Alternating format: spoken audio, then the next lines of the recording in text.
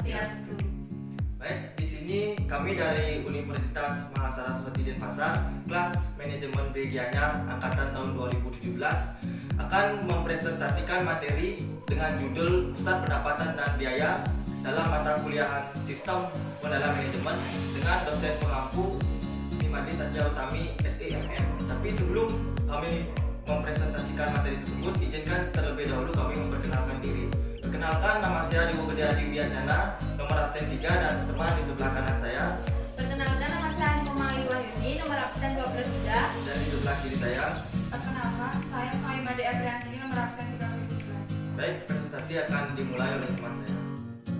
Baik, pada materi kelompok kami ada 3 subbab yang akan kami bahas. Yang pertama, pusat pertanggungjawaban, yang kedua, pusat pendapatan, dan yang terakhir, pusat biaya. Sebelum saya menjelaskan lebih lanjut, apakah kalian mengetahui apa itu pusat pertanggungjawaban? Pusat pertanggungjawaban merupakan organisasi yang dipimpin oleh seorang manajer yang bertanggung jawab terhadap aktivitas yang dilakukan. Contohnya seperti manajer mengevaluasi aktivitas yang dilakukan oleh karyawannya. Baik, selanjutnya ada sifat pusat tanggung jawab. Nah, pada gambar di atas menunjukkan cara kerja sifat pusat tanggung jawab, di mana modal kerja digunakan untuk membeli bahan baku, kemudian diolah oleh tenaga kerja untuk mengubah input menjadi output. Baik, selanjutnya ada hubungan antara input dan output. Manajemen memastikan hubungan antara input dan output yang optimal yang bersifat timbal balik. Misalnya seperti di departemen produksi, input bahan baku yang digunakan untuk memproduksi output sesuai dengan standar mutu yang berlaku, tepat waktu, dan sesuai yang diinginkan.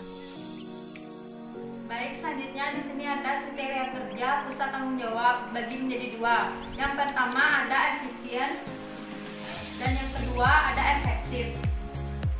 Baik, di sini efisien adalah rasio output terhadap input atau jumlah output per unit input. Sedangkan efektif adalah sebuah usaha untuk mencapai suatu tujuan, hasil atau target yang diharapkan terlebih dahulu tanpa mempedulikan biaya yang harus dikeluarkan. Baik, di sini bisa dilihat contoh dari cara kerja efektif dan Andi berangkat dari Jogja ke Jakarta dengan bersepeda, sedangkan Andang berangkat dari Jogja ke Jakarta dengan menggunakan mobil. Antara Andi dan Andang, siapakah yang efektif dan siapakah yang efisien? Mari kita mulai dengan melihat pengertian keduanya menurut Kamus Besar Bahasa Indonesia. Efektif menurut Kamus Besar Bahasa Indonesia adalah ada efeknya, manjur atau mujarab, dapat membawa hasil dan mulai berlaku.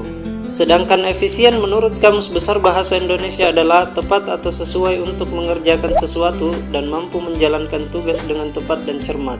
Contoh, Andi memindahkan barang dari gudang ke kantor menggunakan motor dan butuh waktu bolak-balik 10 kali, sedangkan Andang memindahkan barang dari gudang ke kantor menggunakan mobil hanya butuh waktu sekali saja.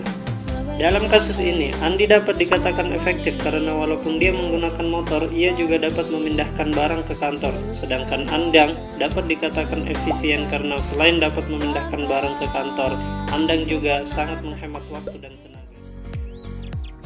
Baik, selanjutnya ada jenis-jenis pusat pertanggungjawaban.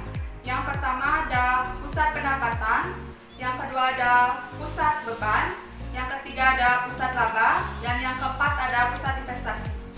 Pusat pendapatan adalah unit pemasaran atau penjualan yang tak memiliki wewenang untuk menetapkan harga jual dan tidak bertanggung jawab atas harga pokok penjualan dari barang-barang yang mereka pasarkan. Pusat beban adalah pusat pertanggungjawaban yang inputnya diukur secara moneter namun outputnya tidak. Pusat laba adalah pusat pertanggungjawaban yang kinerja keuangannya diukur dengan laba. Pusat laba terjadi karena proses divisionalisasi.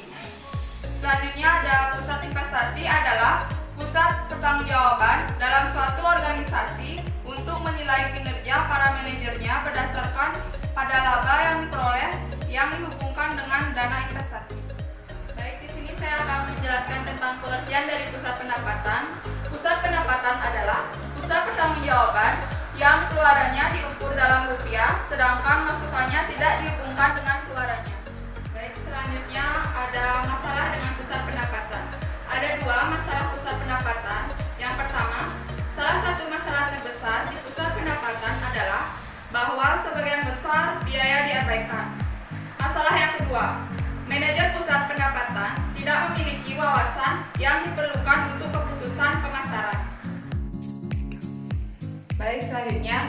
ada karakteristik pusat pendapatan.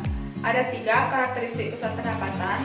Yang pertama, unit pemasaran atau penjualan yang tidak mempunyai tanggung jawab atas harga pokok penjualan barang-barang yang dipasarkan.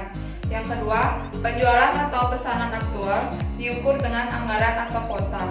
Yang ketiga, manajer dianggap bertanggung jawab terhadap biaya langsung di dalam unit organisasinya, tetapi tidak diukur. Baik, di sini saya akan melanjutkan presentasi di teman saya mengenai pusat biaya. Pusat biaya adalah pusat pertanggungjawaban yang inputnya dapat diukur dengan satuan moneter sedangkan outputnya tidak. Baik, selanjutnya di sini saya akan menjelaskan tentang jenis-jenis pusat biaya. Yang pertama adalah pusat biaya teknis dan yang kedua adalah pusat biaya kebijakan. Pusat biaya teknis adalah pusat biaya yang sebagian besar biayanya dapat ditentukan dengan pasti karena biaya tersebut berhubungan erat dengan volume kegiatan pusat biaya tersebut. Dan pusat biaya kebijakan adalah pusat biaya yang sebagian besar biayanya tidak berhubungan erat dengan volume kegiatan pusat biaya tersebut.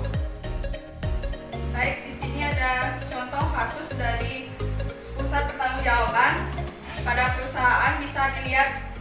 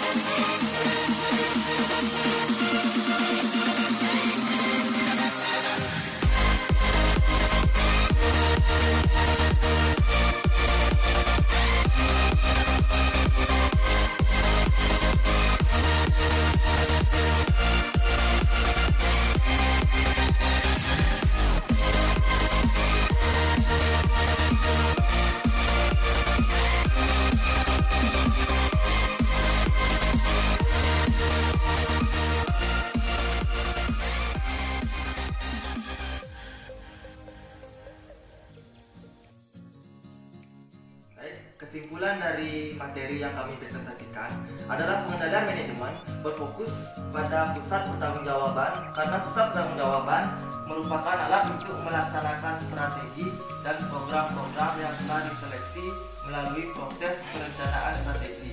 Pusat-pusat pertanggungjawaban organisasi mempunyai peranan yang sangat penting dalam menentukan perencanaan dan pengendalian.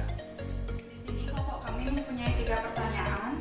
Pertanyaan yang pertama, apa fungsi pusat tanggung jawab di dalam perusahaan?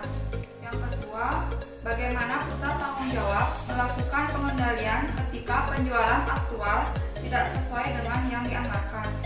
Pertanyaan yang ketiga, bagaimana cara mengukur efisiensi dan efektivitas dalam pusat biaya? Dan presentasi dari kelompok kami, jika ada salah kata kami mohon maaf.